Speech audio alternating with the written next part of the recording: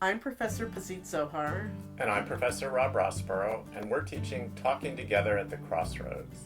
So conflict comes up for all of us. It can come up for us in small ways, it can come up for us in more serious ways. It comes up during transitions, at decision-making points, which often go hand in hand. And it can come up for us psychologically, even if we're not actually in a conflict situation. We can worry, we can obsess a little bit, we can feel stuck and not know what to do.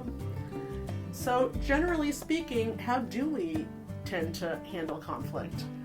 Many of us will muddle through it, we'll wing it. Or we might avoid it entirely. I grew up as a conflict avoider, and that has bad consequences all of its own, like not being a part of decisions. So decisions are made for you, essentially. Yeah, decisions are made for you. Yeah, and it doesn't have to be this way, which is why we're teaching this course. There are tools and guidelines that people can use in all conflict situations that will help them. So knowing those tools, knowing those guidelines can make you more comfortable in a conflict situation. It can make you more optimistic and confident. I have to say that if I had known this when I was growing up, I wouldn't have been a conflict avoider, because the knowledge really takes away a lot of the fear around conflict. Because you basically know what to do. Right. Yeah, and use of these guidelines, it can bring you closer to achieving your goals, can help you preserve important relationships, and it can help you make better decisions.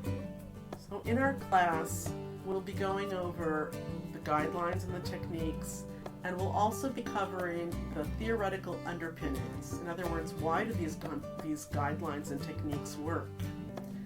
Some examples of the skills you'll come away with are how to start a difficult conversation, how to start a difficult conversation if you've already had a challenging history with someone, how to prepare for a difficult conversation, and preparation can be very helpful. And maybe one of the most important skills you'll be learning will be how to keep a conversation going, how to prevent conversation from breaking down. And this can be one of the most important skills that anybody wanting to manage conflict can learn. Pazit, I also want to add that we also teach you what to unlearn. We pick up so many bad habits because of how society deals with conflict in general. And unlearning those are as much a part of learning what to replace them with. Yeah, and we often are saying things that we really have no idea are causing conflict. And we certainly are often not understanding the extent to which we may be contributing to conflict. So Rob, do you want to talk about what we actually do in class? Sure. So, in addition to lecture, we use film clips, which are funny for the most part. Our students enjoy them. To illustrate the point, so that you really get to see what works and what doesn't work in action. Yeah, and along these same lines, we also write and act out skits. And I'd say that people seem to enjoy those too. And we give them a positive spin as well.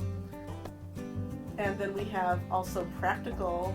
Yeah, we want to make sure that you get a chance to practice what you're learning. So we use role plays and group problem solving exercises, so you really get to participate and get a feel for what it would be like for you in real life to use these techniques.